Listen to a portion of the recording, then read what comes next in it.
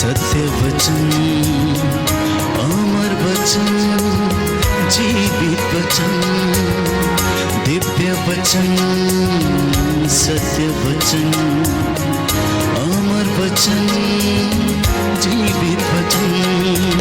साई दा बामा बनी दा बामा बगरे रे सा नी रे सा नी रे सा नी रे सा नी रे सा। दिव्य वचन, सत्य वचन, अमर वचन, जीवित वचन, दिव्य वचन, दिव्य वचन।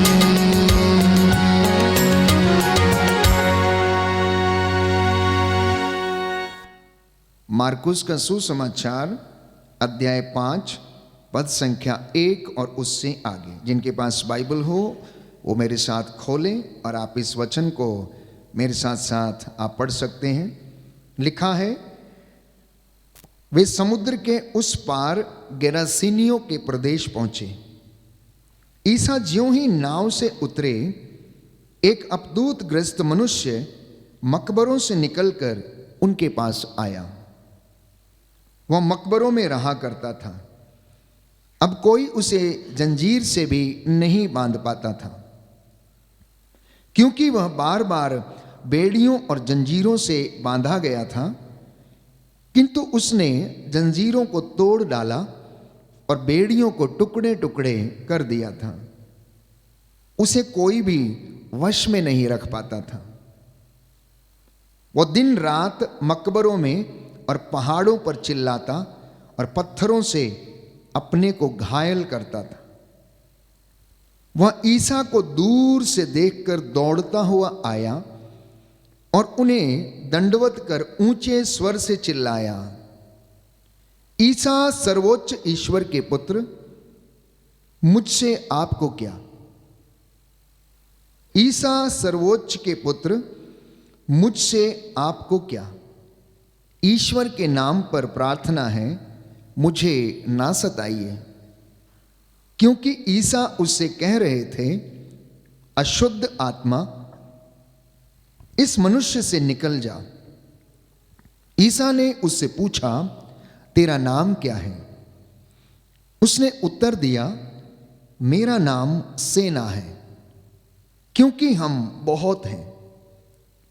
और वह ईसा से बहुत अनुनय विनय करता रहा कि हमें इस प्रदेश से नहीं निकालिए। वहां पहाड़ी पर सूअरों का एक बड़ा झुंड चर रहा था। अपदूतों ने यह कहते हुए ईसा से प्रार्थना की कि हमें सूअरों में भेज दीजिए, हमें उनमें घुसने दीजिए। ईसा ने अनुमति दे दी।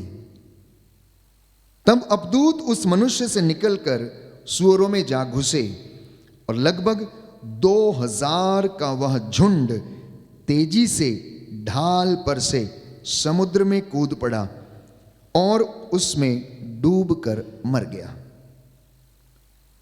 सूअर चराने वाले भाग गए। उन्होंने नगर और बस्तियों में इसकी खबर फैला दी और लोग यह सब देखने निकले। वे ईसा के पास आए और यह देखकर भयभीत हो गए कि वह अपदूत, जिसमें पहले अपदूतों की सेना थी, कपड़े पहने शांत भाव से बैठा हुआ है। जिन्होंने यह सब अपनी आंखों से देखा था, उन्होंने लोगों को बताया कि अपदूत ग्रस्त के साथ क्या हुआ और सूअरों पर क्या क्या बीती। तब गेरासीनी ईसा से निवेदन करने लगे कि वे उनके प्रदेश से चले जाएं। ईसा नाव पर चढ़ ही रहे थे कि अपदूत ग्रस्त ने बड़े आग्रह के साथ यह प्रार्थना की, मुझे अपने पास रहने दीजिए। उसकी प्रार्थना अस्वीकार करते हुए ईसा ने कहा, अपने लोगों के पास अपने घर जाओ और उन्हें बता दो कि प्रभु ने तुम्हारे लिए क्या क्या किया है और तुम पर किस तरह कृपा की है। वह चला गया और सारे दिकापोलिस में यह सुनाता फिरता कि ईसा ने उसके लिए क्या क्या किया था, और वह सब लोग अचंभे में पड़ जाते थे। Hallelujah, hallelujah, hallelujah. हालेलुया। यीशु की स्तुति हो, यीशु की स्तुति यीशु हो, को धन्यवाद, यीशु को धन्यवाद, यीशु की आराधना हो, यीशु की आराधना यीशु हो, की महिमा हो। यीशु की महिमा हो। हालेलुया। हालेलुया। हे प्रभु यीशु, हे प्रभु यीशु, आपके वचन आपके वचन आत्मा और जीवन है। आत्मा और जीवन इन है। वचनों में इन वचनों अनंत में जीवन का संदेश है। अनंत जीवन का संदेश है। Hallelujah, hallelujah, hallelujah, hallelujah, hallelujah. Hallelujah. प्यारे भाइयों और बहनों, हमने मार्कुस के सुसमाचार अध्याय 5 पद संख्या 1 और उससे आगे एक सुंदर दृष्टांत सुना, एक ऐसे मनुष्य के विषय में जो अपदूत ग्रस्तों के कारण बीमार था, बंधनों में जकड़ा हुआ था। उसमें कोई एक प्रकार का अपदूत नहीं था या एक प्रकार की बुराई नहीं थी, उसमें असंख्य प्रकार की बुराइयां थी। यीशु प्यारे भाइयों और बहनों गेरासीनियों के प्रदेश में पहुंचे, जैसा कि मार्कुस लिखता है, और वहां पर एक अपदूत ग्रस्त मनुष्य जो मकबरों में रहता था, मरघटों पे रहता था, वहां पर वो अपने आप को पत्थरों से घायल करता, नुकसान पहुंचाता था, लोगों को गालियां देता, मारता, उन पर पत्थर फेंकता था। और बाइबल कहती है कई बार उसे जंजीरों में जकड़ के रखा गया, लेकिन वो जंजीरों को तोड़ डालता था। लेकिन जैसे ही वो यीशु मसीह को देखता, उसकी ओर आते हुए, तो वो चिल्लाने लगता है, क्योंकि यीशु उस अपदूत को आदेश दे रहे थे कि इस मनुष्य से निकल जा, और वो चिल्लाता है और यीशु से कहता है, हे ईसा सर्वोच्च के पुत्र, तुझे हमसे क्या, तुझे हमसे क्या, तू हमें सताने के लिए क्यों आया है? तू यहां से चला जा, हमें इस प्रदेश में रहने दे, अर्थात हमें इस मनुष्य के अंदर रहने दे। हमने इसके घर में डेरा डाला हुआ, हम यहां पर बिल्कुल ठीक ठाक हैं। अपदूतों का स्वभाव क्या है, शैतान का स्वभाव क्या है, बाइबल इसके विषय में बताती। यूहन्ना की अंजील उसकी 10 बाब उसकी 10वीं आयत में लिखा हुआ है, अर्थात यूहन्ना का सुसमाचार अध्याय 10 पद संख्या 10 में लिखा, शैतान मारने, चुराने, नष्ट करने के लिए आता है, लेकिन यीशु ने कहा मैं इसलिए आया हूं जिससे कि तुम्हें जीवन मिले। तो शैतान का, दुष्ट आत्माओं का स्वभाव कैसा है? नष्ट करने का, मारने का, तोड़ने का और समाप्त करने का। इसलिए उन बंधनों के कारण ये अपदूत ग्रस्त मनुष्य प्यारे भाइयों और बहनों जकड़ा हुआ था।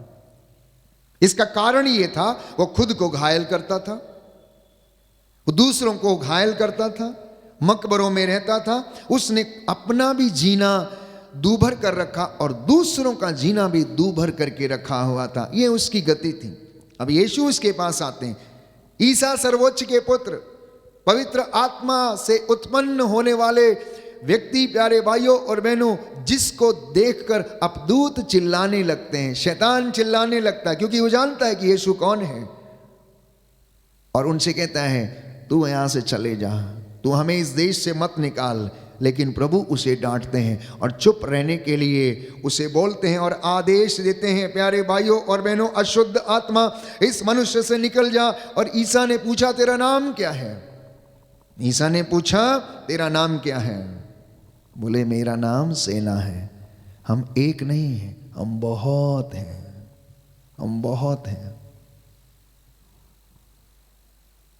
इसलिए वो अनुरोध करने लगता है, कहता है ठीक है आप निकाल रहे हैं तो निकाल दीजिए, लेकिन हमें इन जानवरों में भेज दीजिए।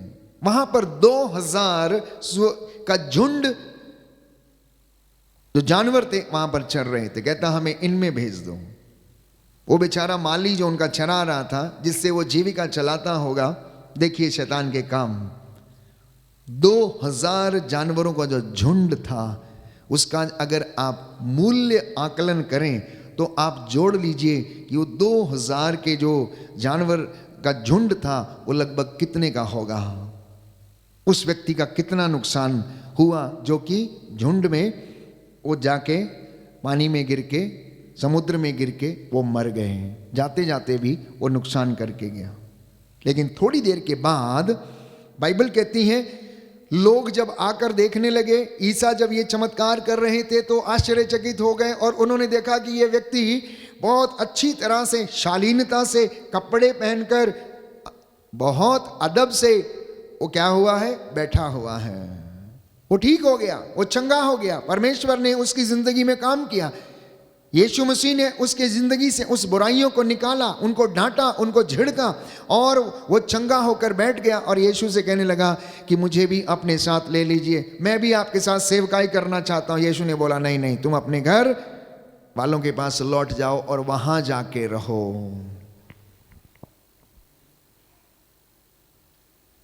यदि हम इन बंधनों को अपनी जिंदगी में झांक कर देखें तो ये कौन से ऐसे बंधन हैं जिनमें इंसान बंधा हुआ है। हो सकता है वो आज जिन्हें हम भूत प्रेत बोलते हैं या अवधूत बोलते हैं वो ना हो, उनके रूप में बहुत सारी ऐसी बुराइयां हैं जो कि इंसानी जिंदगी में मौजूद हैं। Hallelujah, hallelujah. यीशु की स्तुति हो, यीशु की यीशु स्तुति को हो, धन्यवाद, यीशु को यीशु की धन्यवाद, आराधना हो, यीशु की यीशु आराधना की हो, महिमा हो, यीशु की यीशु महिमा को हो, धन्यवाद। यीशु को धन्यवाद। Hallelujah, hallelujah, hallelujah. हालेलुया। तो आज संसार में अधिकांश लोग बंधन में हैं। यहां तक कि कलीसियाओं में विश्वासी लोग भी बंधनों में, विश्वास करते हैं, प्रार्थना करते हैं, लेकिन फिर भी बंधन में हैं। बुराई का बंधन शैतान का फंदा है। लोग शैतान की चालों को समझते हैं, जानते हैं कि अगर ये काम करेंगे तो उनके घर में ये नुकसान होगा, लेकिन फिर भी उसी काम को करते हैं। गुटखा खाने वाला, बीड़ी पीने वाला, दारू पीने वाला, नशा करने वाला, ड्रग्स करने वाला, उसको ये मालूम है कि इससे हानि होगी, लेकिन फिर भी वो उसी के जाल में फंसा हुआ है। वह उस बोतल का या 2 इंच की बीड़ी का गुलाम बन के अपनी जिंदगी व्यतीत करता रहता है, अपना मुंह खो देता है कैंसर के कारण, अपना प्यारे भाइयों और बहनों शरीर को नष्ट कर लेता है, अपने अंगों को नष्ट कर लेता है। उसकी जिंदगी में ऐसे तमाम प्रकार के बंधन हो सकते हैं। तो संत पौलुस कुरिन्थियों को लिखते हुए अध्याय 2 पद संख्या 11 में हमसे कहता है कि हम शैतान की चालों को अच्छी तरह समझते हैं, इसलिए हम उसके फंदे में नहीं पड़ना चाहते। क्या आप लोग समझते हैं? क्या आप लोग समझते हैं उसकी चालों को? बोलिए हाँ या ना। क्या आप लोग समझते हैं? यदि आप समझते हैं तो उसके फंदे में आप नहीं पड़ेंगे। मैं आपको यीशु के नाम पर वादा करता हूं। चूंकि आप नहीं समझते हैं इसलिए आप फंदे में पड़े हुए हैं, इसलिए आप वही काम कर रहे हैं जो परमेश्वर की दृष्टि में घृणित है, इसलिए आप वही काम कर रहे हैं जो कि बाइबल जिसको करने के लिए मना करती, परमेश्वर जिसे करने के लिए मना करते। कम से कम दाहिना हाथ उठाकर मेरे साथ इस वचन को दोहराइए, हालेलुया। हालेलुया। कुरिन्थियों का दूसरा पत्र, कुरिन्थियों का दूसरा पत्र, अध्याय 2 पद संख्या 11। पद संख्या 11। प्रभु का वचन कहता है, प्रभु का वचन कहता है, हम शैतान की चालों को हम शैतान की चालों अच्छी को तरह समझते हैं, अच्छी तरह समझते हैं, इसलिए हम उसके फंदे में नहीं पड़ना चाहते। नहीं पढ़ना चाहते। हम शैतान की चाल को अच्छी तरह समझते हैं, अच्छी तरह समझते हैं, इसलिए हम उसके फंदे में नहीं पड़ना चाहते। उसके फंदे में नहीं पड़ना चाहते। Hallelujah, hallelujah, hallelujah, hallelujah, hallelujah, hallelujah. तो इस प्रकार के प्यारे भाई और बहनों अनेक बंधन हमारी जिंदगी में हो सकते हैं। किस तरह के बंधन? ईर्ष्या का बंधन हो सकता है, अहंकार का बंधन हो सकता है, क्रोध का बंधन हो सकता है, लड़ाई झगड़े के बंधन हो सकते हैं, दुश्मनी के बंधन हो सकते हैं, दुष्ट आत्माओं के बंधन यानी कि तंत्र मंत्र, जादू टोना और ऐसी तमाम बातें जो कि मनुष्य के जीवन को, परिवार को नष्ट करती हो सकता है। भूत प्रेत साधने वालों के जिंदगी में बंधन हो सकते हैं। धागे ताबीजों के चक्कर में पड़े रहने वाले लोगों की जिंदगी में बंधन हो सकते हैं। जादू टोना टोटका करने वाले की जिंदगी में ये बंधन हो सकते हैं। दुष्ट आत्मा से ग्रसित व्यक्ति के हाव भाव से पता लग जाता है कि वो किस प्रकार के बंधन में है। उसकी आंखों से, चीखने से, चिल्लाने से, उसकी विकृतियों से हमें पता चल जाता है। वो वचन को सुन नहीं सकता है, प्रभु के वचन को सुन नहीं सकता है, ईश्वर से दूर जाना चाहता है, वो अपने कानों को बंद कर लेता है, ईश्वर से दूर भागता है। कुछ लोग नशे के बंधन में हो सकते हैं, कुछ लोग नशीले पदार्थों के बंधन में हो सकते हैं, कुछ लोग एडिक्शन के शिकार हैं, ड्रग्स लेते हैं, तो उसके बंधन में उसके बगैर रह नहीं पाते हैं। वो आज़ादी महसूस नहीं करते हैं, वो आज़ाद नहीं रहते हैं, वो किसी ना किसी चीज़ के गुलाम बन के रहते हैं। हो सकता कोई किसी गलत रिश्ते का गुलाम होके रह जाता, उसके बगैर वो रह नहीं पाता है। तो इस तरह के बंधन क्या ये किसी दुष्ट आत्मा से या अपदूत से कम नहीं है? मैं समझता हूं ये अपदूतों से भी ज्यादा खराब बंधन है, जो कि इंसान को अपने वश में कर लेते हैं और उसको नष्ट कर देते हैं। हो सकता है लालच का बंधन, हो सकता है आलसपन का बंधन, हो सकता है निराशा का बंधन। कई लोग बहुत निराश रहते हैं, एटीट्यूड बड़ा नेगेटिव रहता है उनका। हो सकता है शोक के बंधन है, हो सकता है अज्ञानता का बंधन है, अज्ञान है इसलिए मालूम नहीं है जाना कहाँ है, करना क्या है, कैसे करना है। हो सकता है गंदगी के बंधन है, हो सकता रोग बीमारी से ग्रसित हैं, ये बंधन इंसान की ज़िंदगी में हमेशा बना रहता है। हो सकता है आजकल जैसा कि बच्चों की ज़िंदगी में, बड़ों की ज़िंदगी में इस मोबाइल के एडिक्शन का बंधन है, उससे वो दूर नहीं रह सकता, जुदा नहीं हो सकता है, इसलिए कभी उसकी आंखें खराब हो जाती हैं। छोटे बच्चे आज उससे प्रभावित हैं, इसलिए उनका मानसिक विकास नहीं हो पाता, विकृत होने लगता है और वो अजीबोगरीब हरकतें करने लगते हैं। क्या ये किसी अपदूतग्रस्त से कम बंधन नहीं है? मैं समझता हूं अगर 2-4 लक्षण एक ही व्यक्ति के अंदर रहें तो ये किसी सेना से कम नहीं है, ये किसी सेना से कम नहीं है। और ये इंसान अपनी जिंदगी में ऐसे ही बंधनों में पड़ा रहता है और अपनी जिंदगी को नष्ट करता है। प्यारे भाइयों और बहनों, एक दूसरा उदाहरण सुसमाचार से मैं आप लोगों को दूंगा। वचन में हम पढ़ते हैं लूकस के सुसमाचार अध्याय 5 में अर्धांग रोगी के विषय में, कि कुछ लोगों ने एक अर्धांग रोगी को जो चारपाई पर पड़ा हुआ था उसे उठवाकर यीशु के पास लेकर आए, और यीशु ने उन्हें देखा कि वो चारपाई को उठाकर उसको लेकर आए हैं, तो इसलिए यीशु ने उससे कहा कि तेरे पाप क्षमा हो गए हैं, तेरे पाप क्षमा हो गए हैं। क्योंकि यीशु को मालूम था प्यारे भाइयों और बहनों कि उसकी बीमारी उसके पापों के कारण है, उसकी बीमारी उसके कर्मों के कारण है, उसकी बीमारी उसके अपने ही बुरी भावनाओं के कारण है, उसके पाप जो हैं उसकी जिंदगी में इसके लकवे का अर्धांग रोगी होने का कारण बना। इसलिए यीशु ने उसे देखते ही कहा, बेटा तेरे पाप क्षमा हो गए हैं। वहां पर खड़े लोग कहने लगे, ये कौन होता है पाप क्षमा करने वाला? एक ही व्यक्ति पाप क्षमा कर सकता है और वो है ईश्वर। ईश्वर को छोड़कर कोई दूसरा व्यक्ति पाप क्षमा नहीं कर सकता है। वो भुनभुनाने लगे।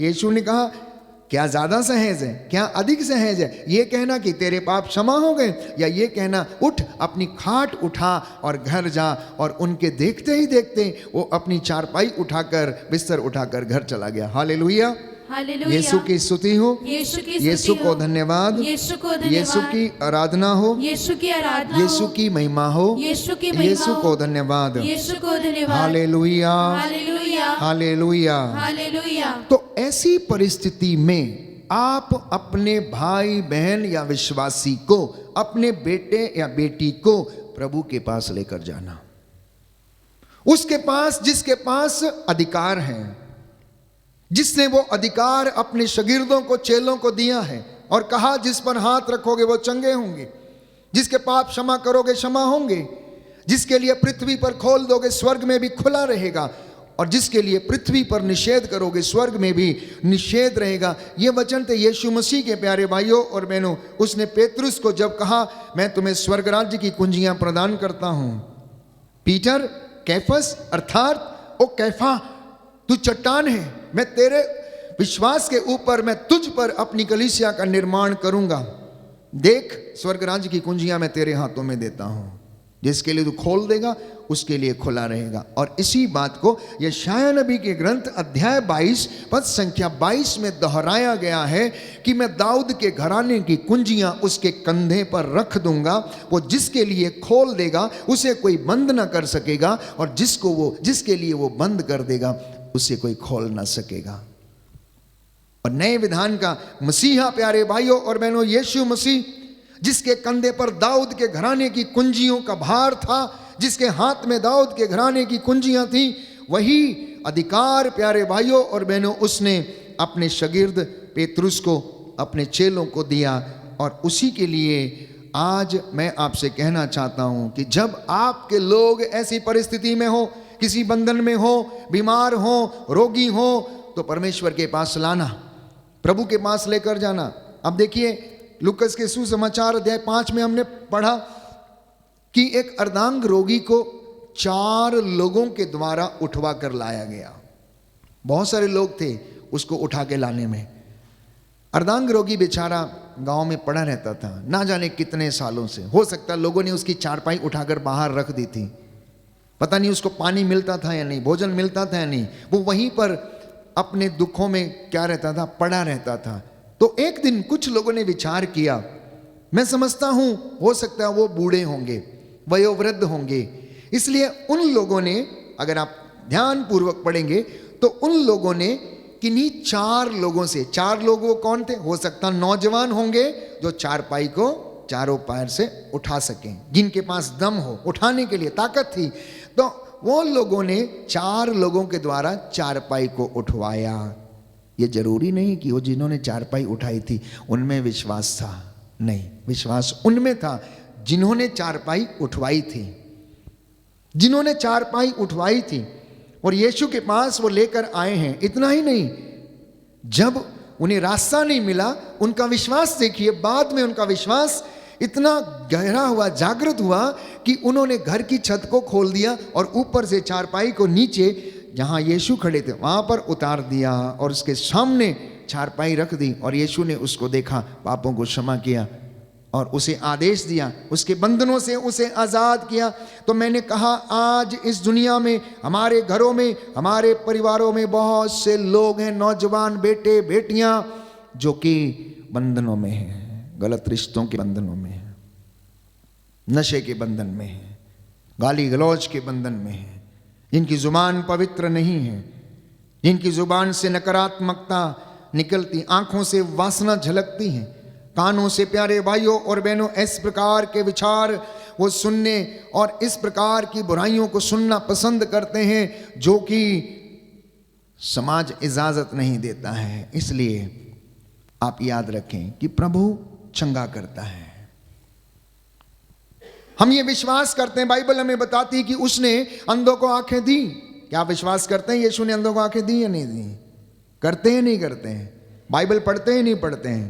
तो बाइबल बताती है यीशु ने अंधों को आंखें दी, बहरों को कान दिए, गूंगों को वाणी दी, लंगड़ों को पांव दी, अर्धांग रोगियों को चंगा किया, पापियों को शिफा दी, जलोदर की बीमारी से पीड़ित व्यक्ति को चंगा किया, नाइम के विधवा के बेटे को चंगा किया। और इतना ही नहीं, पुरानी व्यवस्था में परमेश्वर ने अपने तरीके से नबियों के माध्यम से महान चिन्ह और चमत्कार दिखाए।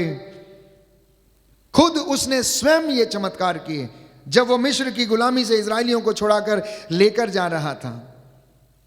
उसने मिस्र के ऊपर 10 विपत्तियां ढाई और 11वीं विपत्ति प्यारे भाइयों और बहनों, उसने मिस्र के राजा फिरौन की सेना के ऊपर उन्हें पानी में डुबाकर मार डाला और इजरायलियों के लिए उसने रास्ता बनाया, इजरायलियों के लिए चट्टान से पानी निकाला और पिलाया। उसने नील नदी का पानी खून में तब्दील कर दिया। योशुआ की अगुवाई में उसने प्यारे भाइयों और बहनों यरीहो की दीवार को ढा दिया। बाइबल हमें बताती है यरीहो की दीवार को ढाना इतना आसान नहीं था। एक साथ 4 रथ उसके ऊपर निकल सकते थे, वो इतनी बड़ी चौड़ी रोड उसके ऊपर थी, अर्थात इतनी बड़ी वो दीवार थी। लेकिन जैसा जैसा परमेश्वर ने कहा वैसा वैसा योशुआ की अगुवाई में उन्होंने किया और यरीहो की दीवार ढह गई।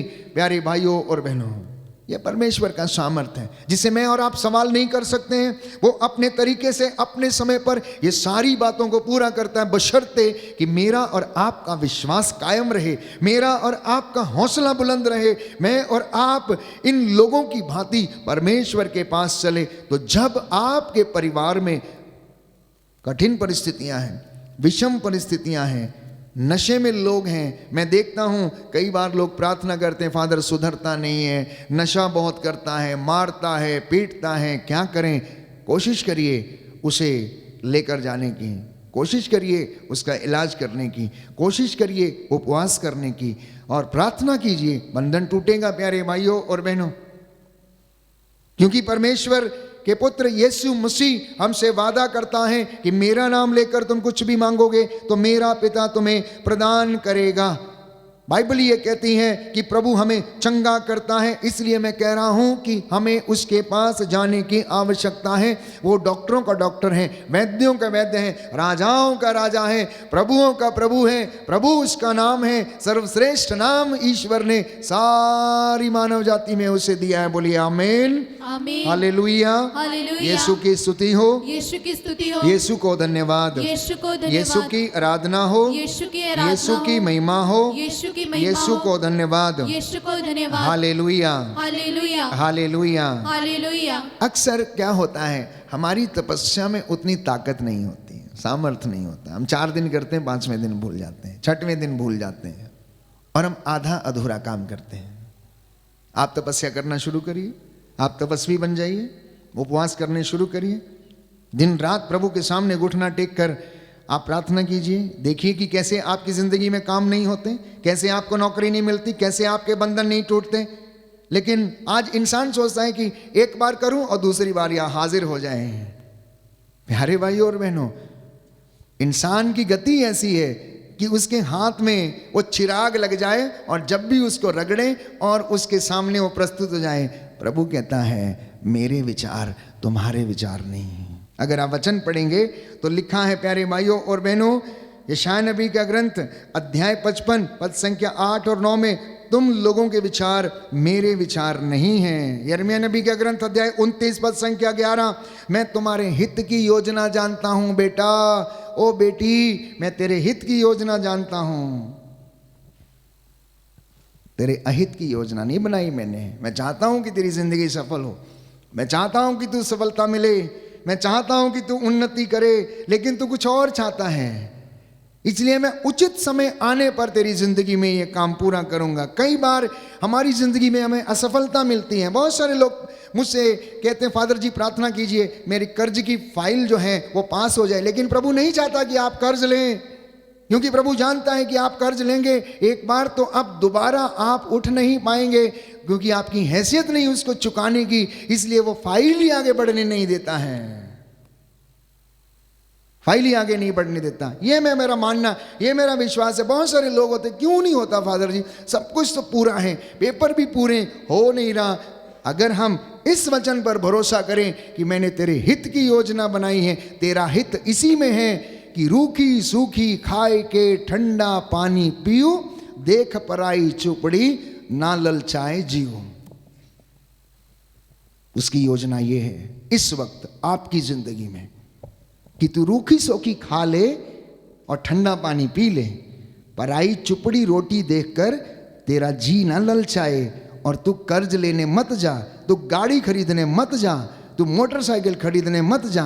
क्यों? क्योंकि मैं देख रहा हूं शैतान ने तुझ पर पहरा डाला और तेरा एक्सीडेंट होगा, या फिर तेरा नुकसान होगा, या फिर तू अपना कर्ज अदा नहीं कर पाएगा और तेरी नींद हराम हो जाएगी। कभी कभी ऐसा भी हमारी जिंदगी में हमें सोचने की आवश्यकता है। इसलिए एक एक वचन हमारी जिंदगी में एग्जीक्यूट करना, चरितार्थ करना, उसे देखना कि प्रभु हमारी जिंदगी से क्या चाहता है, हमें क्या करवाना चाहता है। और इतना ही नहीं, बाइबल कहती है प्यारे भाइयों और बहनों कि इंसान की गति यह है कि वह अपने मार्ग से भटका हुआ है। परमेश्वर स्वयं इस बात को कहता है। लिखा है यशायाह नबी के ग्रंथ अध्याय 53 पद संख्या 6 में कि हम सब भेड़ों की तरह अपना अपना रास्ता पकड़ के भटक गए हैं, क्योंकि हमने ईश्वर की आज्ञा का पालन नहीं किया है। हम उसकी बात को इधर से सुनते, इधर से निकाल देते हैं, अपने हिसाब से काम करते हैं। और इसलिए जब इंसान अपने हिसाब से चलता है तो ठोकरें खाता है। उसकी जिंदगी में शांति नहीं है, उसकी जिंदगी में चैन नहीं आता, बेचैन रहता है, नींद नहीं आती है। इसलिए प्यारे भाइयों और बहनों याद रखें, प्रभु का वचन ये कहता है यूहन्ना के सुसमाचार अध्याय 8 पद संख्या 36 में, यदि पुत्र तुम्हें स्वतंत्र करेगा तो आप स्वतंत्र हो जाएंगे। Hallelujah, hallelujah, hallelujah. हालेलुया। यीशु की स्तुति हो, यीशु की स्तुति हो, यीशु को धन्यवाद, यीशु को धन्यवाद, यीशु की आराधना हो, यीशु की आराधना यीशु हो, की महिमा हो, यीशु की महिमा हो, यीशु को धन्यवाद। यीशु को धन्यवाद। Hallelujah, hallelujah, hallelujah, hallelujah, hallelujah, hallelujah, hallelujah. Hallelujah. प्रभु का वचन कहता है, प्रभु का वचन कहता है, यदि पुत्र तुम्हें यदि पुत्र तुम्हें स्वतंत्र करेगा स्वतंत्र तो करेगा आप स्वतंत्र हो जाएंगे। तो आप स्वतंत्र हो जाएंगे। Hallelujah, hallelujah, hallelujah. Hallelujah. Yohan का पहला पत्र योहन का पहला पत्र अध्याय 3 अध्याय पद 3 संख्या 8, पद संख्या 8 प्रभु का वचन कहता है, प्रभु का वचन कहता है, ईश्वर का पुत्र ईश्वर का पुत्र इसलिए प्रकट हुआ इसलिए प्रकट हुआ कि वह शैतान के कार्यों को कि वह शैतान के कार्य को समाप्त कर दे। समाप्त कर दे। आमीन। आमीन। तो यीशु क्यों इस दुनिया में आया? Why did he come in this world? वो इसलिए आया ताकि बुराई का अंत करे, शैतान के कामों को वो अंत करे। जी हाँ प्यारे भाइयों और बहनों, प्रभु का वचन हमें बताता है, लूकस का सुसमाचार अध्याय 4 पद संख्या 18 और उससे आगे, कि प्रभु का आत्मा मुझ पर छाया रहता है, उसने मेरा अभिषेक किया है जिससे कि मैं बंदियों को रिहा करूं, अंधों को मैं दृष्टिदान प्रदान करूं, बंदियों को रिहा करूं और दरिद्रों को सुसमाचार सुनाऊं और प्रभु के अनुग्रह का वर्ष में घोषित करूं, जिससे कि लोग चंगे हो जाएं, लोगों को चंगाई मिले, परमेश्वर का वचन उन्हें अनुग्रह प्रदान करे। इसलिए संत पौलुस इस बात को लिखते हुए योहन के पहले पत्र अध्याय 3 पद संख्या 8 में ये कहता है कि ईश्वर का पुत्र इसलिए प्रकट हुआ जिससे कि वह शैतान के कामों को समाप्त करे। दाहिना हाथ उठाकर वचन दोहराएंगे, हालेलुया, हालेलुया।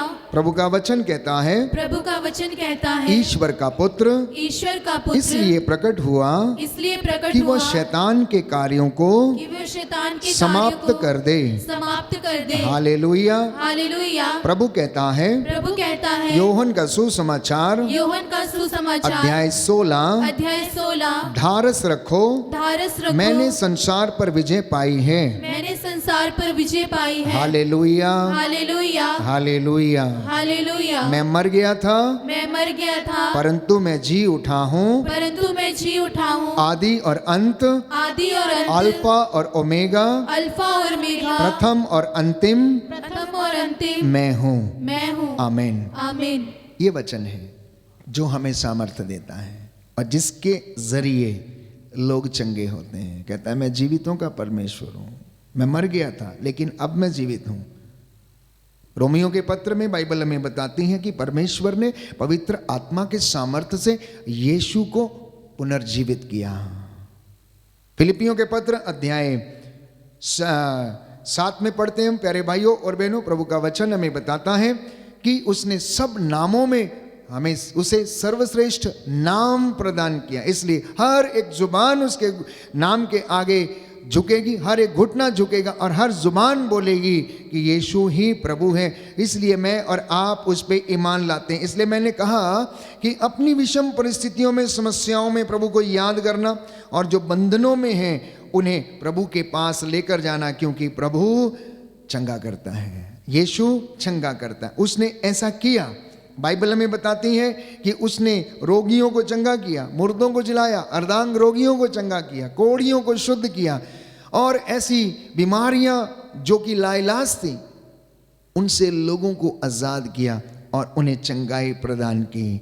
इसलिए बारूक नबी कहता है अध्याय 3 पद संख्या 13, book of prophet Baruch, book of prophet Baruch chapter 3 verse 13, यदि तुम ईश्वर के मार्ग पर चले होते तो शांति पूर्वक जीवन बिताते। यदि तुम ईश्वर के मार्ग पर चले होते तो शांति पूर्वक जीवन बिताते। मैं समझता हूं कई लोगों की जिंदगी में शांति नहीं, चैन नहीं, सुख नहीं, बड़े बेचैन रहते हैं, उन्माद से पीड़ित है, एंजाइटी से पीड़ित है। तो बाइबल कहती है क्योंकि तुम अपने रास्ते पकड़कर चले हो इसलिए अब तुम परमेश्वर के मार्ग पर चलो, इसी में तुम्हारा कल्याण है और यिर्मयाह नबी इस बात को दोहराता, अध्याय 7 पद संख्या 23, बुक ऑफ जरमाया चैप्टर 7 वर्स 23, यदि तुम मेरे बताए मार्ग पर चलोगे तो तुम्हारा कल्याण होगा। बोलिए आमीन, आमीन, हालेलुया। हालेलुया। जितने भी लोग दूर दराज में, देश विदेश में इस वक्त मुझे सुन रहे हैं, तो ये 2 वचन आप याद करना कि यदि आपकी जिंदगी में सुख नहीं, शांति नहीं, चैन नहीं, उन्माद है, बीमारी है, तो प्रभु याद दिला रहा, यदि तुम ईश्वर के मार्ग पर चले होते तो शांति पूर्वक जीवन बिताते। क्योंकि ऐसा नहीं हुआ तो इसलिए अब तुम उसके पास लौट कर चले आओ, क्योंकि लिखा है यिर्मयाह नबी का ग्रंथ अध्याय 7 पद संख्या 23, यदि तुम मेरे बताए मार्ग पर चलोगे तो तुम्हारा कल्याण होगा। दाहिना हाथ उठाकर वचन दोहराएंगे, हालेलुया। हालेलुया। प्रभु का वचन कहता है, प्रभु का वचन कहता है, यिर्मयाह नबी का ग्रंथ यिर्मयाह नबी का अध्याय 7 अध्याय 7 पद संख्या 23, पद संख्या 23, यदि तुम मेरे बताए मार्ग पर चलोगे यदि तुम मेरे बताए मार्ग पर चलोगे तो तुम्हारा कल्याण होगा। तो तुम्हारा कल्याण होगा। हालेलुया। हालेलुया। यशायाह नबी का ग्रंथ यशायाह नबी का ग्रंथ अध्याय 48 अध्याय पद 48 संख्या 13, पद संख्या 13, यदि तुम मेरी आज्ञा का पालन करते यदि तुम मेरी आज्ञा का पालन तो करते तुम्हारी सुख शांति तो तुम्हारी सुख नदी शांति की तरह उमड़ती। नदी की तरह उभरती। Hallelujah, hallelujah. हालेलुया। हालेलुया। तो इसलिए भाग्य को कोसना बेकार है, लोगों को दोष देना बेकार है। प्रभु कहता है मेरे मार्ग पर चलो, धर्मशास्त्र कहता है मेरे मार्ग पर चलो, सत्य का पालन करो, जानो कि सत्य क्या है। मैं चाहता हूं कि तुम मेरे पास आओ, क्योंकि वो सृष्टि का निर्माता है, उसको बनाने वाला, सजाने वाला, संवारने वाला है। उसने हमको अच्छा श्वास दिया है, इंद्रियां हमारी सही सलामत है, हम सुन सकते हैं, देख सकते हैं, बोल सकते हैं, चल फिर सकते हैं। और वही प्रभु कहता है मैं बुराई और भलाई तेरे सामने रखता हूं, मैं बुराई और भलाई तेरे सामने रखता हूं, जीवन और मृत्यु तेरे सामने रखता हूं। दोनों में से जो तुझे अच्छा लगे तो तू चुन ले। अगर तू भले काम करेगा, धर्म के रास्ते पर चलेगा, अच्छे काम करेगा, तेरी आयु लंबी होगी। मेरी आज्ञाओं का पालन करेगा, तुझे सुख शांति मिलेगी। लेकिन अगर तू गलत काम करेगा और अपने लिए तू मौत को चुनेगा, बुराई को चुनेगा, तो तेरा सर्वनाश हो जाएगा। आइए हम प्रार्थना करें अपने परिवार के लिए, अपने माता पिता के लिए, अपने भाई बहनों के लिए, अपने सगे संबंधियों के लिए, रिश्तेदारों के लिए, मित्र बंधुओं के लिए, कि हे प्रभु हर एक व्यक्ति को स्पर्श करना, नौजवानों को जो नौकरी की तलाश में, जो पढ़ लिख रहे हैं, जो प्रभु बड़ी बड़ी पढ़ाइयों में लगे हुए हैं, उन पर दया करना, उनके जीवन से हर प्रकार का बंधन प्रभु तोड़ दीजिए। आपने अपदूत ग्रस्त को चंगा किया। हे प्रभु हमारे परिवारों में भी अगर किसी प्रकार का बंधन है, आप जानते हैं, हे प्रभु हमें आशीष दीजिए कि वो बंधन हमारी जिंदगी से टूटे और तू हमें स्वच्छ करे, शुद्ध करे, पवित्र करे, जिससे कि तेरी आशीष हमारी जिंदगी में आ जाए।